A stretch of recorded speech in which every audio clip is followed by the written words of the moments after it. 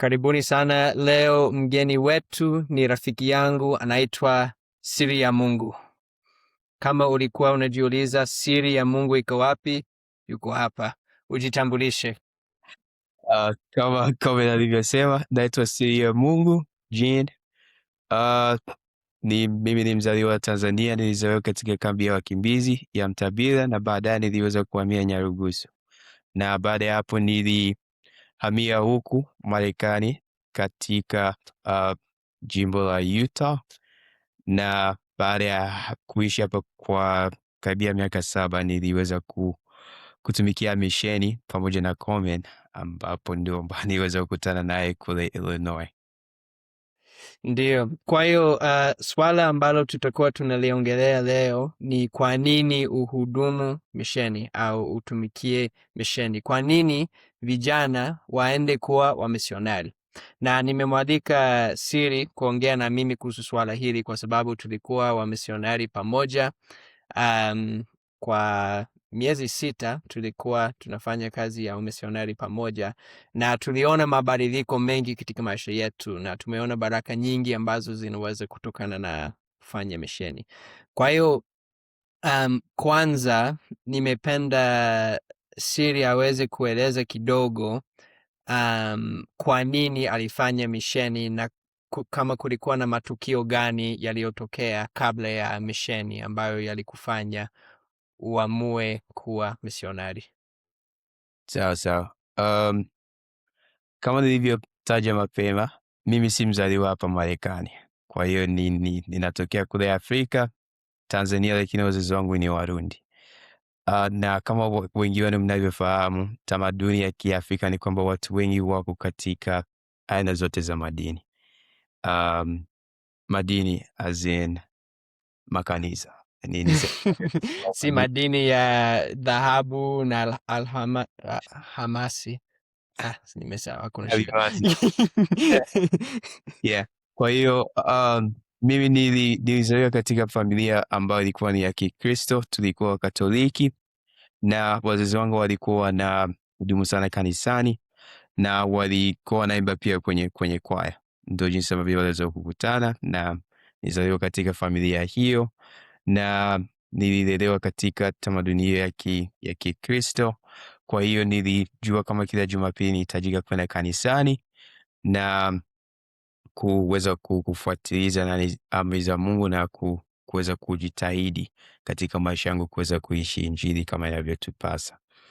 Kwa hiyo kuhudumia misheni ilikuwa kama ni kitu ambacho kilikuwa katika akilini mwangu, japokuwa haikuwa kama jinsi ambavyo nilipanga kama kihivi. Au katika kanisa Kikatoliki nao pia wanayo fursa ya kuweza kuhudumu. Unaweza kuwa na mwito kanisani, lakini pia vijana wanaume wanayo fursa ya kipekee ambao wanaweza kupitia masomo ambao wanaitwa seminari nadhani, na kupitia masomo hayo kama unaweza kutimiza masharti yote na kuweza kutimiza kuhitimu masomo yako, unaweza kupata fursa ya kuwa kama padri ambao ni kama baba ama wale maaskofu ambao wanaongoza ibada na kuweza kuhudumu kama waongozi wa majimbo tofauti ama makanisa tofauti ya Kikatoliki kote ulimwenguni. Kwa hiyo wewe ulitaka kuwa padri?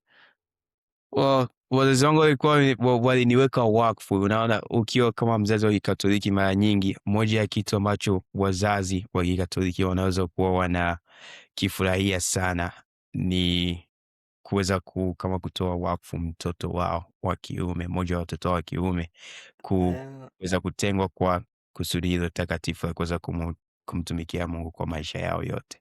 Kwa hiyo kati ya kaka zako wewe ndo ulichaguliwa kuwekwa wakfu kwa ajili hiyo? Ndio hadithi ambayo nilikuwa nasikia tangu nilipokuwa mdogo sana. Kwa hiyo sijui kama ukweli wa kuwekwa wakfu, lakini ni kitu ambacho nilisikia sana kutoka wazazi wangu. Sawa. Sawa. Kwa hiyo ulitaka kabla hujaja Marekani ulikuwa unafikiria labda baadaye utafanya seminary, utakuwa padri au nini katika kanisa la Kikatoliki? Ndiyo, so kwa hiyo baada ya kuhamia hapa nilizani kwamba ingekuwa rahisi kuweza kufanya hivyo, kwa sababu masomo yalikuwa karibu hapa, kwa sababu nilipokuwa Afrika nilikuwa katika kambi ya wakimbizi, na kama wengi wa wasikilizaji ambao wanaweza kuelewa Kiswahili wanaelewa kwamba katika kambi hiyo hakuna fursa nyingi za kuweza kupata masomo kama haya. Kama una kama tamaa ya kuweza kufanya masomo kama haya, utahitaji kutoka kambini na kwenda kwenye nchi nyingine ama mji mkuu ambapo utaweza kupata fursa hiyo. Hmm. Kwa hiyo baada Sawa. ya kuhamia hapa, ilikuwa tarajio langu ilikuwa ni kwamba ningie maliza masomo yangu ya sekondari ama high school, na baada ya hapo kuweza kuingia katika masomo hayo ya seminari na kuweza kujiandaa kuwa padri. Sawa. Kwa hiyo ni nini kilibadilika? Alikuwa ni Mungu tu. Yalikuwa mapenzi ya Mungu, kwa sababu kama hadithi ambayo jinsi ambayo mimi nilikuja kujiunga na kanisa la Yesu Kristo na la watakatifu wa siku za mwisho ni kitu ambacho ni hadithi ambayo inaonekana kama ni kitu ambacho kilijitokeza tu kama kigafla. Haikuwa kama ni kitu ambacho mara nyingi sitaki kufikia kama ilikuwa tu ni kitu ambacho kilitokea kwa bahati tu, bali ni kitu ambacho kilikuwa kimepangwa na, kwa sababu kuna watu wengi ambao tulianza nao mchakato huu wa kuja huku Marekani, ambao baada ya kuwasili ndani Nyarugusu walikuwepo pale kama kwa mwaka tu, na watu hao walifikia kama nchi zingine kama nadhani Australia kama si sahau, na wengine ambao waliingia Canada, na wengine ambao walikuja hapa Marekani walifikia katika majimbo mengine tofauti, ama state zingine tofauti, na haikuwa Utah. Na kama mnavyoweza yote mnavyojua, kama kitu kimoja ambacho ni maalum sana kuhusu Utah ni kanisa la Yesu Kristo la watakatifu wa siku za mwisho. Wengi wa watu ambao wanaishi hapa ni waamini wa kanisa hilo, na makao makuu ya kanisa hilo yako hapa. Kwa hiyo badala ya kufikia nafasi nyingine yoyote, tulifikia hapa Utah, nafasi ambayo tulikuwa pale hatujawahi kusikia, ama hata jina hilo la Utah ilituchukua muda kuweza kufahamu jinsi ya kuweza kuisema kisahihi. Ulikuwa mnasemaje? Ilikuwa Utah Utes.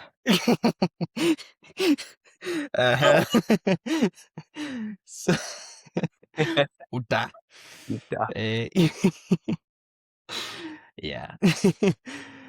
Sawa. So ulipofika Utah ulikuwa na miaka mingapi tena? Ilikuwa miaka 12. Sawa.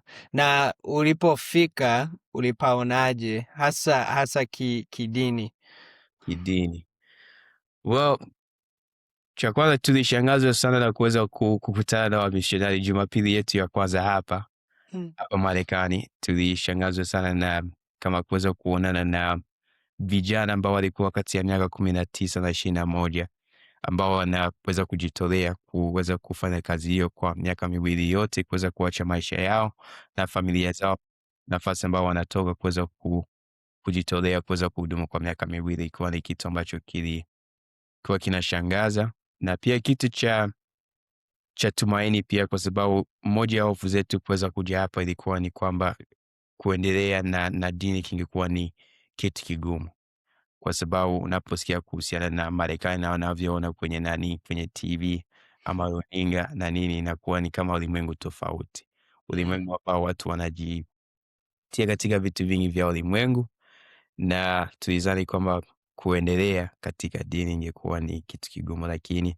tulifurahi sana kuweza kufikia hapa Utah, kwa sababu kama nilivyosema, kanisa hili ni kubwa hapa na watu wengi sana ambao tuweza kukutana nao katika dini hili walikuwa ni watu ambao waliishi Injili. Ungeweza kuona kama kweli watu hao waliishi Injili kweli, na haikuwa ni kitu ambacho tu walifanya Jumapili, bali ikiwa ni ilikuwa ni kama lengo lao kuweza kuishi kila mafundisho ya Yesu Kristo katika maisha yao kila siku. Hmm. Sawa sawa. Kwa hiyo ni kwa nini familia yako ilijiunga na kanisa baada ya kukutana na wamisionari? Kuwa na uhakika sifahamu, hata masomo ambayo tuliweza kufunza siyakumbuki. Pia nakumbuka siku ambayo tuliweza kualikwa kuweza kubatizwa, ilikuwa ni kama mara yetu ya kwanza ambayo tuliweza kuchukua, tuliweza kuita mkutano wa familia, sababu tulikuwa bado ni familia ndogo na familia changa pia, na baba yangu alihisi kama ilikuwa ni kuweza kuchagua kubatizwa katika kanisa tofauti, ilikuwa ni kitu ambacho watu wengi wangekichukulia kuwa ni kinyume ya mila, kwa sababu familia yetu kwa muda mrefu ilikuwa ikihudhuria katika dini ya Kikatoliki. Kwa hiyo wazazi wetu hawakutuamlia sisi, bali fanya mkutano wa familia, na papa yangu alisema, mimi nimependezwa na mafundisho ambayo tumefunzwa na ninaamini kuwa mafundisho haya ni ya kweli. Kwa hiyo mimi ninachagua kubatizwa, lakini siwachagulii ninyi. Kwa hiyo kama ungependa kubatizwa pia ni chaguo lako. Kwa hiyo baada ya hapo, kila mtu ambaye alikuwa na umri wa kuwajibika, kumaanisha kama miaka 8 na kupanda, watu ambao wangeweza kubatizwa walichagua kubatizwa. Kwa hiyo ilikuwa ni babangu, mamangu, kakangu Christopher, mimi, mdogo wangu Medi, sisi watano ndio ambao tulikuwa na umri wa kutosha kuweza kubatizwa. Na kwa hiyo ndio jinsi ambao, kwa hiyo kuweza kujiunga na kanisa hii ilikuwa ni chaguo langu mimi kibinafsi. Hakuwa ni kama tulilazimishwa ama kitu kama hicho. Ilikuwa ni mimi kibinafsi. Kurudia kwa swali lako, kwa nini nijiunge na kanisa hili, ninakumbuka tu hisia zangu ambazo nilikuwa nazo. Kulikuwa na ile hisia ambayo nahisi kama moto ulikuwa unawaka katika moyo wangu, na nilikuwa natabasamu sana. Nilijua kama kulikuwa kitu pale, japokuwa nilikuwa bado sijakifahamu. Nilijua ilikuwa ni chaguo ambalo Mungu alitaka mimi nifanye, ambalo lingeweza kuathiri maisha yangu kwa kiwango kikubwa na kuweza kubadilisha maisha yangu milele. Vizuri kabisa. Na tunapoongelea haya, ninafikiria kama kuna vijana wote ambao wanaangalia hii video, ninataka wajifunze kutoka kwako, kwa sababu unajua, na kuna wengine ambao wamefika Utah wamekuwa na kama uzoefu sawasawa na uzoefu wa kwako. Yeah. Na hata kwenye sehemu nyingine, na hata najua Tanzania, Kenya, wapi, kuna watu wengi ambao wanaanza kujiunga na kanisa. Halafu wanaweza kujiuliza, niende nifanye mission,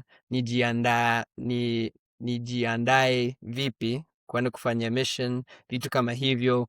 Kwa upande wako, uliwezaje kujiandaa kufanya hivyo na kuamua kufanya hivyo? Najua haikuwa rahisi, na hasa kunakuwaga na changamoto nyingi tu wakati unapokuwa unajaribu kujiandaa kuwa misionari. Ndiyo. Kwa hiyo ilikuwaje kwako? Nilifanya maandalizi gani kufikia hatua hiyo ya kuchagua kwenda kwa misheni?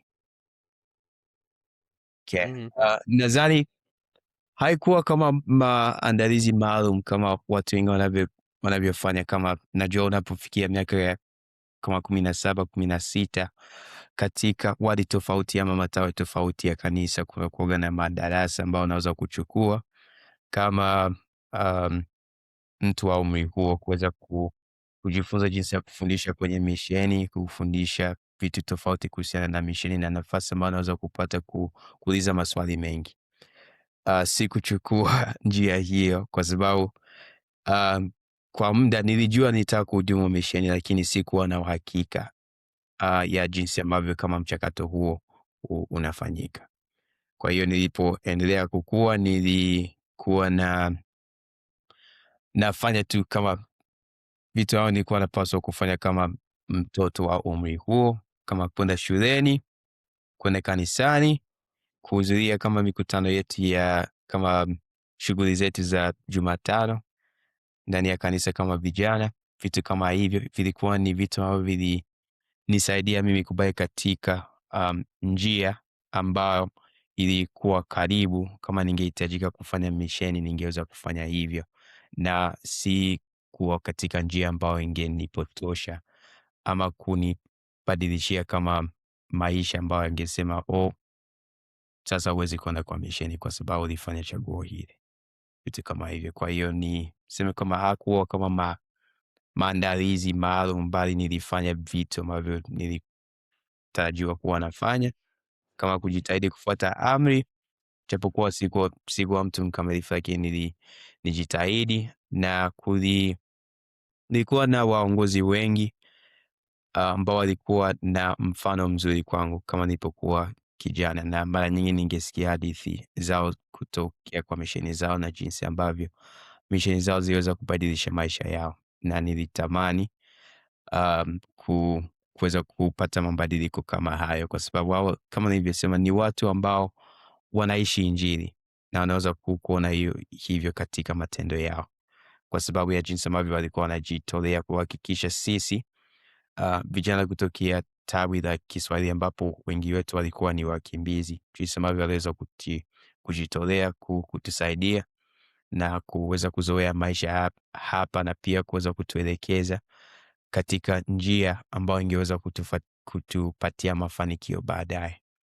So kwa hiyo ilikuwa ni kitu cha kupendeza, na niseme ilikuwa tu ni kama tamaa kuwa kama wao, na nilijua kwamba kuweza kufikia kuishi maisha kama wao wanavyoishi, nilihitaji kwenda kwa misheni, kuweza kuwa na uzoefu huo na kuweza kupata yale mabadiliko ambayo nilihitaji kuweza kukua zaidi, ili mimi pia niweze kuwa kama wao walivyo. Ndo niseme maandalizi yalikuwa kama hayo. Pia niliweza kuhudhuria seminari ya kanisa hili, sio Kikatoliki, kama kwa mwaka mzima, na hiyo iliweza kusaidia sana kuweza kwenda shuleni na kuweza kujifunza maandiko matakatifu pamoja na vijana wenzangu wa umri sawasawa. Ilikuwa ni kitu ambacho kiliweza kunihamasisha sana. Sawa, vizuri sana. Na ndio nafikiri kikubwa ni kwamba uendelee kama wale ambao wanataka kwenda kwenye misheni, uendelee kwenda kanisani, uendelee kufuata mifano ya viongozi, ukiweza kufanya seminary, na pia usome maandiko matakatifu sana, usome maneno ya manabii. Vitu hivyo vyote vitakusaidia.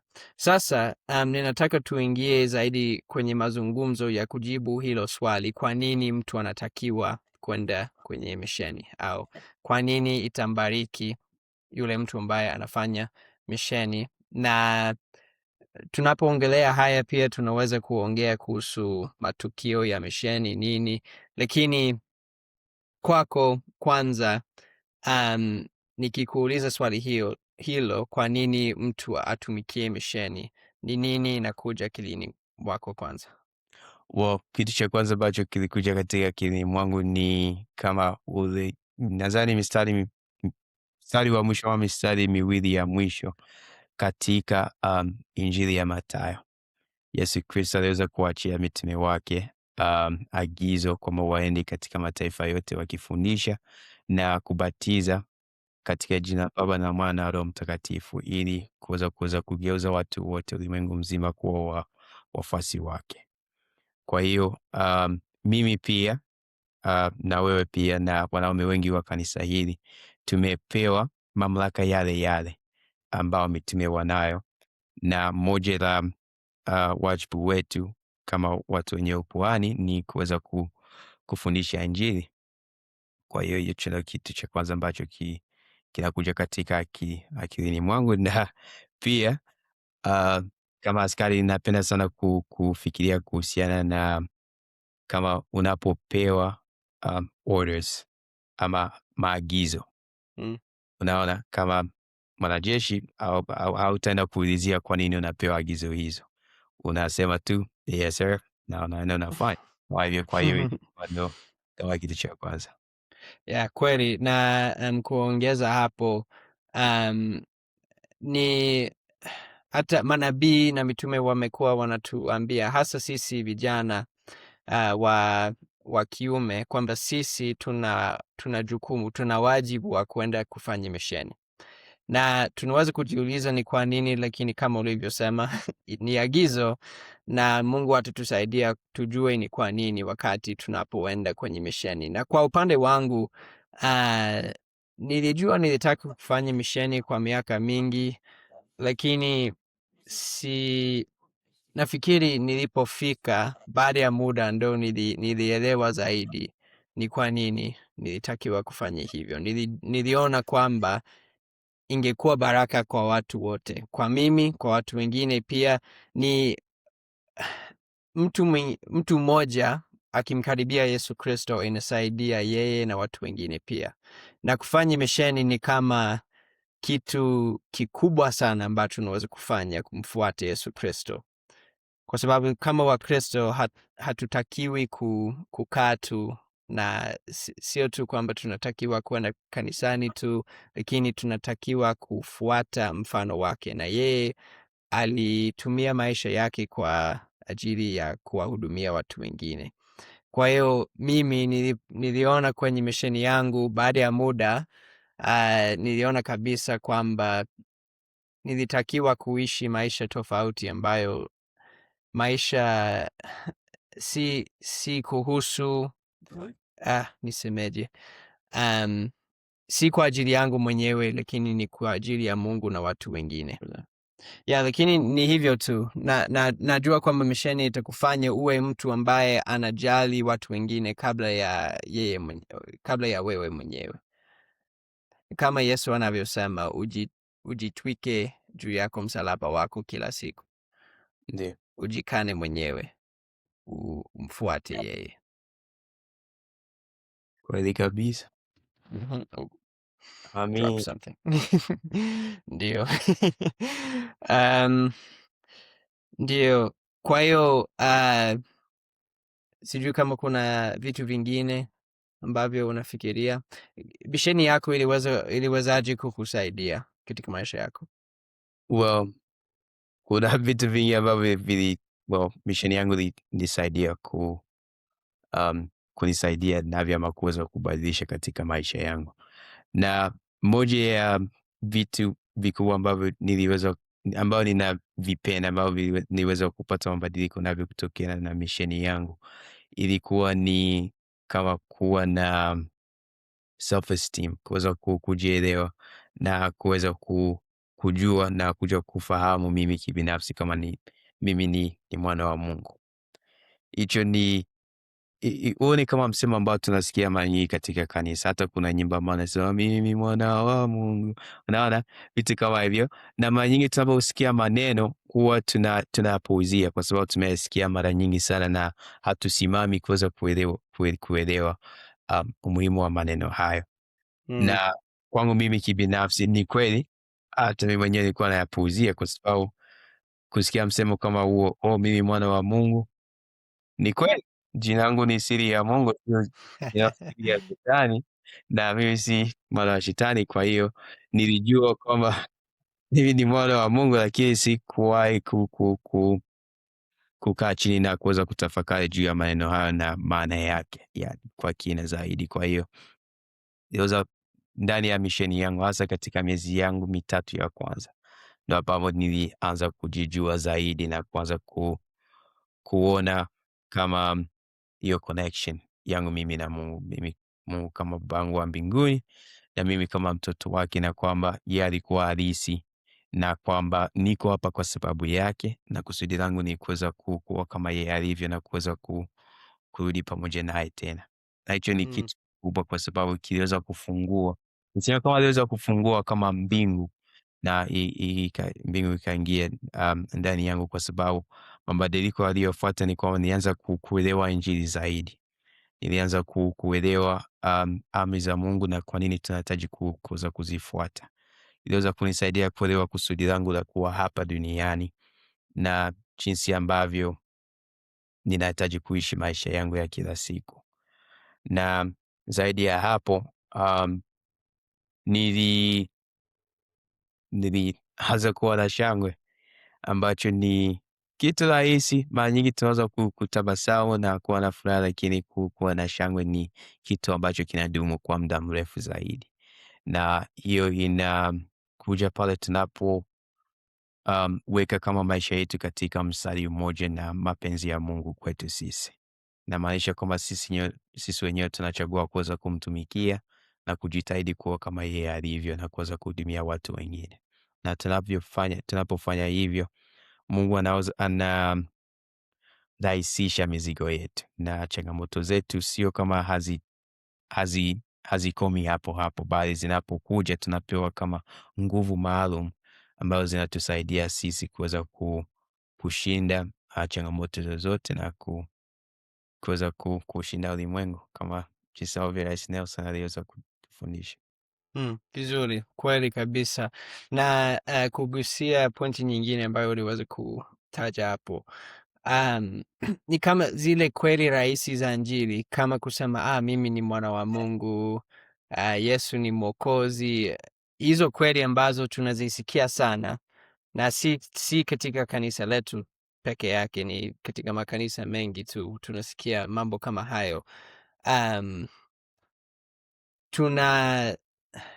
Unapofanya misheni inakusaidia kweli hizo zizame ndani yako zaidi, yani zikuingie kwa nguvu zaidi, uelewa kabisa hiyo inamaanisha nini na inamaanisha nini katika maisha yako ya kila siku. Na utaona nabii karibu kila mara anatukumbusha sisi ni watoto wa Mungu. Yeah. Na hiyo ni kwa sababu ni kweli muhimu kuliko kweli zote zingine ambazo tunaweza kuzisikia. Kwa hiyo niliona hata kwenye misheni yangu pia kweli kama hizo ziliweza kuniingia zaidi, na hata tangu misheni ninapoendelea kuishi Injili inaendelea, ushuhuda unaendelea kukua baada ya muda. Na uliongea kuhusu shangwe. Ni nini kilikuwezesha kuwa na shangwe zaidi? Yaani nini kilibadilika? Kama nilivyosema, ilikuwa ni kama kuanza kufahamu utambulisho wangu kama mimi kama mtoto wa Mungu, na kuweza kuelewa kwamba yeye alinifahamu mimi kibinafsi na kwamba yeye ndio ambaye anaongoza maisha yangu. Hicho kilikuwa ni kitu kikubwa, na zaidi ya hapo, nadhani kitu kingine ambacho kiweza kuniletea shangwe zaidi ilikuwa ni kuweza kuelewa na kuweza kupata fursa ya kuweza kutumia upatanisho wa Yesu Kristo. Ni kitu kikubwa. Mara nyingi tunasikia ama kusoma Yesu Kristo alikuja hapa duniani kuweza kufia dhambi zetu, na watu wanasimamia hapo na tunasherehekea Pasaka ndo kama mwisho, lakini kuna zaidi katika kama upatanisho wa Yesu Kristo. Tunazo bahati zaidi, sio bahati, kuna faida zaidi ya kama kuweza kufunguliwa kutokana na kamba za kifo, bali kupitia huo upatanisho sisi tunaweza kupata shangwe, kwa sababu mizigo ambayo inatuelemea hapa duniani ni dhambi. Na mara nyingi, sijui kama umetambua katika maisha yako, unapoendelea katika kila siku, unaweza kuona utofauti mkubwa pale unapojitahidi, katika nyakati ambazo unapojitahidi wewe kibinafsi kuweza kuishi Injili ya Yesu Kristo kila siku. Unajitahidi kila siku, unaomba, unasoma maandiko matakatifu, unaenda kanisani, unahudumia watu wengine, na unaishi maisha jinsi ambavyo maandiko matakatifu yanahitaji wewe uishi Injili. Na pale unapochagua kufanya chaguo ambazo ziko kinyume na maandiko matakatifu na amri, unaweza kuona utofauti mkubwa. Ni kwamba unapochagua kufanya yale ambayo ni kinyume ya Injili ama kinyume na amri, pale ndo ambapo unaanza kuhisi kama hatia, na unapohisi hatia ni vigumu sana na kuweza kutabasamu ama kuweza kuwa na furaha, kwa sababu utahisi kama kuna kama macho ambayo yanakuangalia. Utahisi Mm. kwamba nina dhambi hii na siwezi kutabasamu hapa kwa sababu nitakuwa mnafiki, unaona, ama siwezi kufanya hiki kwa sababu niko mchafu, unaona. Hizo ni Mm. hisia ambazo mtu, kama kuna watu wengi ambao wanazibeba katika maisha yao yote kwa muda mrefu sana, na kupitia upatanisho wa Yesu Kristo tunaweza kujitua mizigo hiyo ya dhambi, na tunaweza kujitua hata changamoto zetu, vitu vingi sana ambavyo vinatufanya sisi tuweze kuwa na furaha mashangwe katika maisha haya, kwa sababu kusudi la maisha haya ni watu sisi kuweza kujifunza jinsi ya kuchagua kuwa na shangwe, na Yesu Kristo ni shangwe mwenyewe. Kwa hiyo unaweza kufikiria kama mizigo hii kuwa ni kama ukuta ama vitu ambavyo vinatufanya sisi tusifikie tusifikie chemko ama tuweze kufikia tuweze kufikia shangwe hiyo. Mhm. Kwa hiyo kupitia jinsi ambavyo upatanisho wa Yesu Kristo unatusaidia sisi kuweza kupata furaha, ni kwamba kama nilivyotaja, tunaweza kujitua mizigo yetu, kumaanisha kwamba sisi tunaweza kutumia upatanisho wa Yesu Kristo kutubu dhambi zetu, na pale tunapofanya hivyo mizigo yetu tumeitua, unaona, haiko katika, hatuhitaji kuipeleka zaidi. Na baada ya hapo tunaweza kutumia upatanisho wa Yesu Kristo kuwa pamoja naye, kutembea pamoja naye, na hii itaweza kutuongoza katika maisha yetu. Na pia tunaweza kutumia upatanisho wa Yesu Kristo kujipatia sisi wenyewe neema pale tunapofanya makosa, kwa sababu hata baada ya kubatizwa tunafahamu kama maisha yetu hatutakuwa watu wakamilifu, tutafanya dhambi, lakini tunapoelewa neema ya Yesu Kristo, hapo ndio ambapo tunaweza kuendelea mbele tukiwa na tumaini kwamba tutaweza kutimiza safari yetu na tutaweza kufikia malengo ambayo Mungu anataka sisi tuweze kuyafikia. Na hicho ni kitu kikubwa kwangu mimi kibinafsi, kwa sababu mimi si mtu mkamilifu na sidhani kama itaweza kukamilika katika maisha haya, lakini najua kupitia neema na upatanisho wa Yesu Kristo ninao uwezo wa kuweza kuonana na Baba yangu wa mbinguni tena, na pia kuweza kumwona Mwokozi wangu. Amina. Umesema vizuri sana, na nafikiri hilo ndo kusudi kubwa la kufanya misheni, ni kupata nguvu za upatanisho wa Yesu Kristo katika maisha yetu, na pia kuwasaidia wengine wao pia waweze kutambua huo uwezo. Ninajua kwamba mara nyingi kwenye misheni kuna watu wachache, watu fulani ambao ninajua kwamba tulipoendelea kuwafundisha tukaanza kuona mabadiliko katika maisha yao, na walikuwa wanabadilika, walikuwa wanamkaribia Yesu Kristo kwa njia ambayo inadumu mpaka sasa. Ninafikiria watu wawili hasa ambao tuliweza kuwafundisha, ambao wameendelea kushika Injili tu na imewabariki na imewasaidia. Kabla hatujamaliza, sijui kama una tukio lolote unalolipenda zaidi kutoka kwa misheni yako katika kufundisha, kufanya kazi ya misionari, ambayo unataka kutuambia?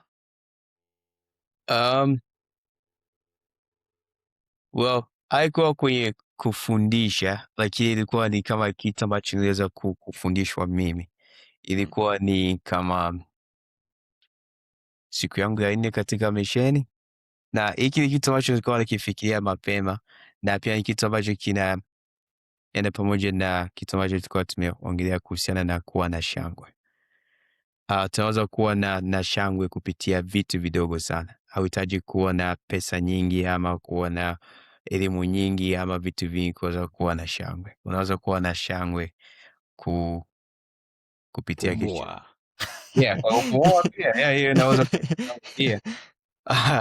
Yeah, lakini nakumbuka tukio langu la kwanza ambao sidhani kama nitawahi kusahau, hili nilikuwa mpya, na unakumbuka ilikuwa mimi, wewe na Carson, tulikuwa pamoja na Jumatatu yangu ya kwanza katika misheni tuliumwa, na walisema kwamba ulikuwa hujawahi kubaki nyumbani kwa siku nzima kwa sababu ya magonjwa. Kwa hiyo ilikuwa ni kitu cha kushangaza kidogo, na nadhani ulizani kama ilikuwa kama mkosi kidogo, kwa sababu ulizani kama nilikuja na magonjwa, na hiyo ingeweza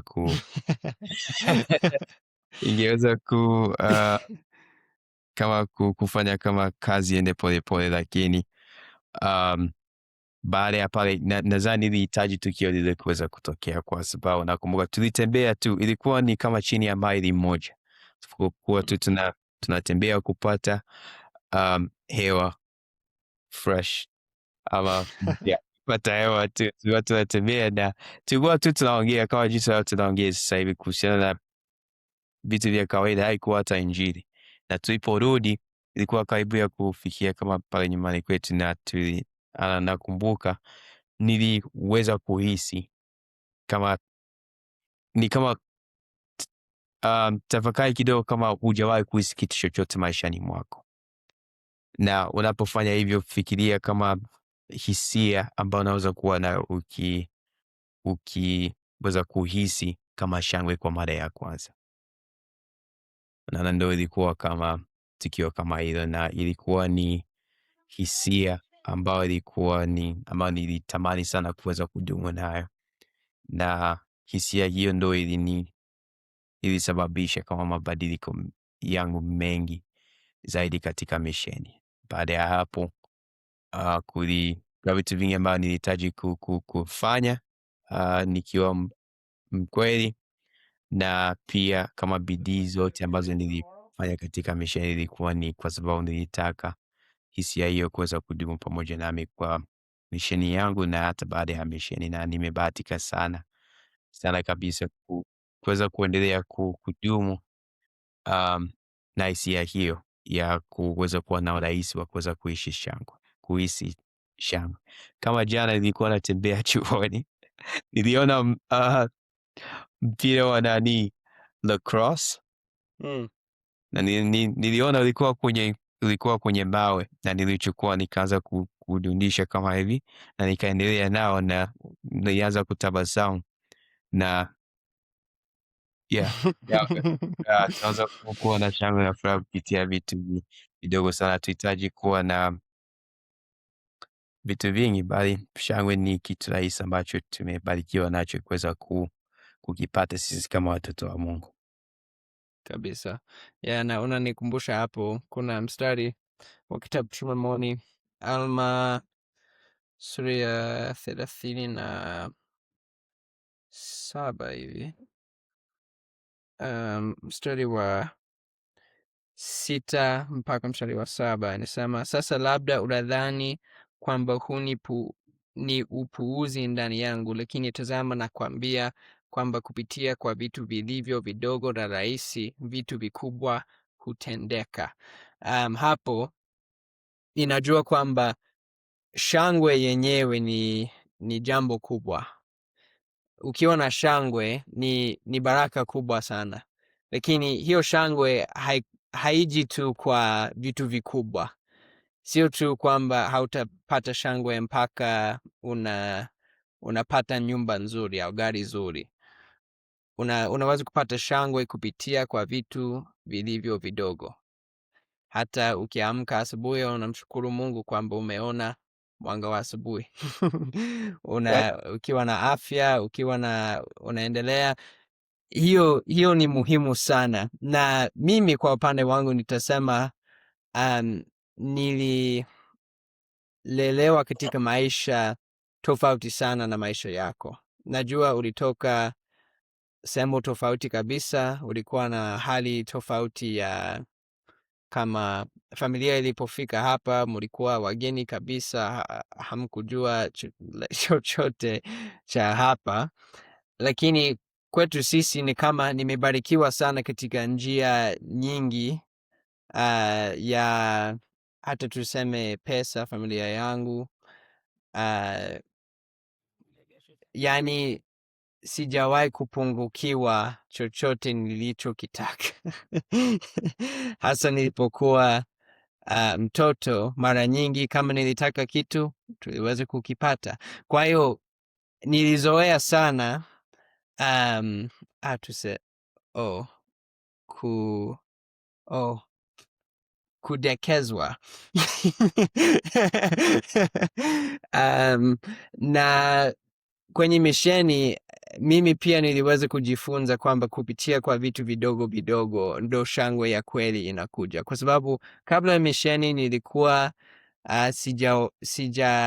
sijawahi kufanya kazi sana kwa bidii, na nilipoanza kufanya hiyo kazi ya umisionari, kazi ambayo unafanya siku nzima kila siku kwa miaka miwili, ambayo ni masiku zaidi ya 700 unafanya kazi kwa bidii kila siku, na nilikuwa nachoka kila siku, na baada ya muda, hata imechukua muda mpaka baada ya misheni yangu kutambua kwamba kwa kweli inabidi nimshukuru Mungu tu kwa vile vitu vidogo vidogo, na niendelee na hiyo, hasa kwa sababu unajua Yesu, ukichagua kumfuata yeye, anaweza kukuomba ufanye kile ambacho yule kijana mtajiri alimwomba akifanye, yaani uache vitu vyote umfuate yeye. Kwa hiyo mimi nimeona ninapoendelea, ijapokuwa nimebarikiwa katika njia nyingi, Mungu mara nyingi anataka niache ile eneo la starehe au eneo la faraja, nitoke hapo ili niweze kukua, ili niweze kubariki maisha ya watu wengine pia. Kwa hiyo pia niliona kwenye misheni, yani ni kama ilianzisha mchakato wa mabadiliko katika maisha yangu tu, na Yesu anakusaidia ubadilike kidogo kidogo, na kwa vitu vile vidogo vidogo mambo makubwa hutendeka. Ni kweli. Yep, ni kama ulivyosema. Amina. Hivyo ndivyo ilivyo. Una mawazo yoyote ya mwisho, kama kuna mtu ambaye anasikiliza hii ambaye anasita kuenda kufanya misheni, ungemshauria nini? Ningesema kwamba misheni ni kitu ambacho natamani kama kila kijana wa umri wetu angeweza kuwa na fursa ya kuweza kukifanya, si tu kwa faida za kuweza kukua kiroho, bali ni fursa ambayo inaweza kukufundisha, inaweza kusaidia wewe kujipata, niseme, kwa sababu kwa umri wetu kisaikolojia, chisawa niliweza kujifunza hivi karibuni kwamba tunajaribu sana, tuna mambo mengi ya kuweza kubalance ama kuweza kuhakikisha kama yote yako katika mstari mmoja, ama nafasi hizi zote tunazihudumia, na nafasi hizo ni kama kujitenga, na pia kupo katika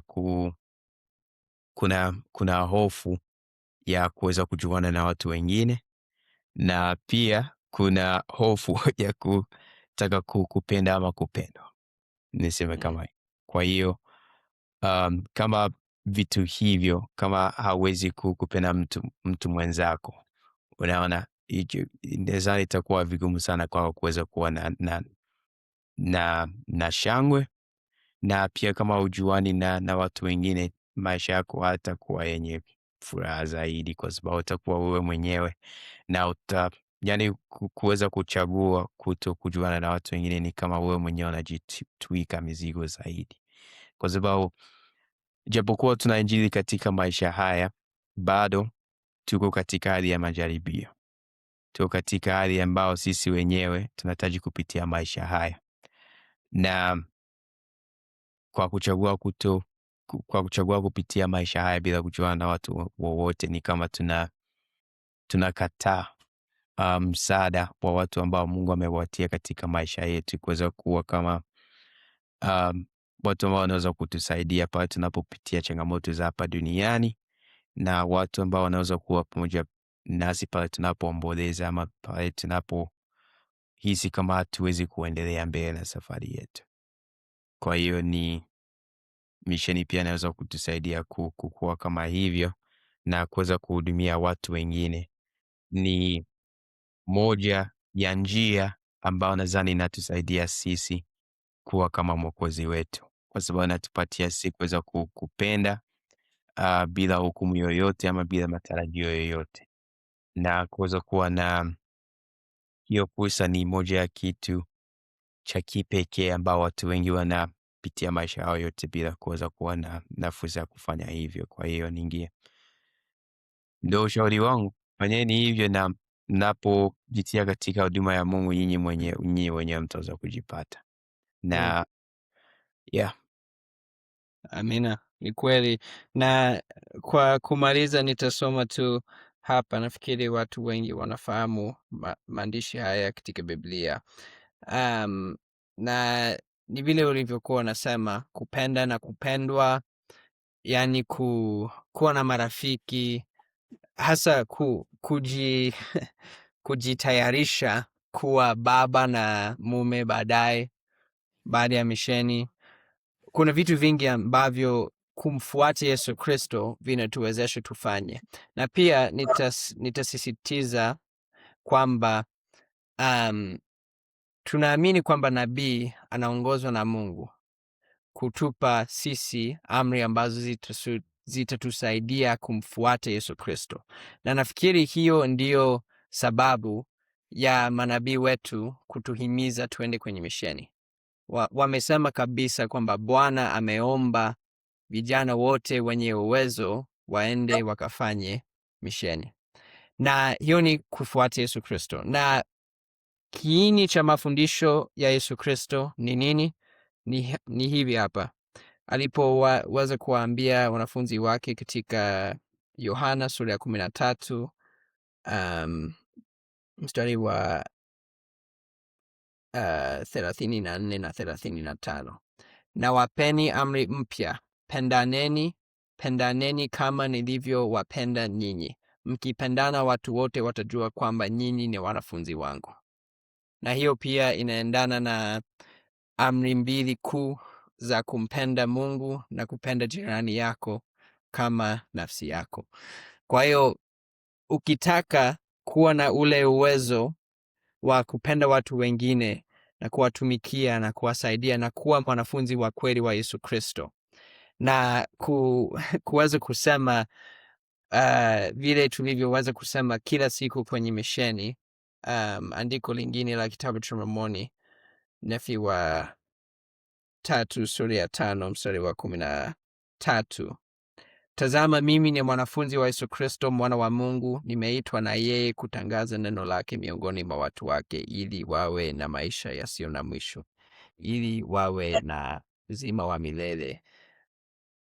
Na ninapenda sana andiko hilo, ninapenda sana kumfuata Yesu Kristo, na ninajua kwamba watu wote ambao wanajituma kwenye misheni na wanajitahidi tu, ijapokuwa hautakuwa mkamilifu, utafanya makosa, yani kutakuwa na changamoto, si kazi rahisi, utapata kumjua Yesu Kristo zaidi. Ni kweli. Yeah. Niseme tu cha mwisho kuongezea ni kwamba kuweza kufanya misheni itaweza kusaidia kuweza kujenga msingi na pia kuwa na nanga. Ni neno jipya la Kiswahili ambalo nilijifunza, anchor. Yeah. So hii inafikia kuhusiana kama maisha haya ni kama si tuko katika safari kama baharini, nafasi ambayo huwezi kuona ardhi kwa siku nyingi, ama hauwezi kuona ardhi, yani uko kati ya bahari na hauwezi kuona ardhi yoyote. Kwa hiyo pale mawimbi yanapokuja ama kunapokuwa na dhoruba kubwa, wale ambao wanaendesha meli ama maboti na nini wanatumia kitu ambacho kinaitwa nanga, nadhani anchor. Sidhani kama ninasema Swahili neno hili kwa Kiswahili sahihi, nadhani inaitwa nanga. Na ni kitu ambacho kina uzito sana ambacho anakiangusha ndani ya maji na kina kamba ndefu, na kitu hiki kinafanya ili boti isiweze kumezwa na maji. Yani mawimbi yanaweza kupiga na kufanya nini na nini, lakini boti ile itabaki pale kwa sababu ya hiyo nanga. Na tunaweza kulinganisha kama mfano huo na Injili na niseme kama kichwa cha hiyo nanga na ile kamba ama kule kuambatishwa kwa ile kamba yake, kwa sababu anatumia kamba ya chuma ambayo ni ndefu sana na ina uzito mkubwa. Niseme kama hiyo ni kama ule uzito wake ni kama upendo wako kwa Mungu na upatanisho wake, lakini ile kamba kule, zile ambatisho ama zile links, moja ya hizo links nisema ni kama kuweza kufanya misheni, kwa sababu ile nanga bila hiyo kamba haitakuwa na umuhimu wowote, lakini kwa sababu ya ile ambatisho ama ile link kwa kwenye ile nanga itakusaidia kudumu zaidi na kuwa na kusudi katika Mungu, hata pale unapopitia dhoruba katika maisha yako, pale unapofanya dhambi utakumbuka, nina Mwokozi ambaye ananipenda mimi, kwa hiyo nitatubu, nijirekebishe, nijiweke katika mstari ambao Mungu anataka mimi niweze kufuata tena, ili niweze kurudi nyumbani kwa sababu ya hiyo nanga. Vizuri sana. Ni mfano mzuri kabisa, ni kweli. Kwa hiyo nafikiri mimi na Siri tunashuhudia tu kwamba misheni ni kitu ambacho kitabadilisha maisha yako kabisa, na hata mimi nisingelifanya misheni, sijui ningelikuwa nafanya nini katika maisha yangu. Singekuwa hapa nikiongea na wewe kwa lugha ya kigeni ambacho nilikuwa sijawahi kukisikia kabla ya kabla ya Swahili? Swahili, okay. Kwa hiyo najua baraka ni nyingi tu, na itakuwa baraka kwa wewe ambao unasikiliza kufanya misheni. Kwa hiyo tunasema haya yote katika jina la Yesu Kristo, amina. Amen. Na ukiona maswali yoyote tujulishe, tuko hapa, na kama alivyosema pia tumepitia changamoto na tulikuwa umri wako, tushaanza kuwa ma-unks wajomba, kwa like, bado matukio haya bado yapo, bado tunaweza kuyakumbuka. Kwa hiyo ukiona maswali yote tafadhali tujulishe na tunaweza kujibu maswali yako. Sawa. Asante sana. Siku njema, usiku mwema ama siku njema.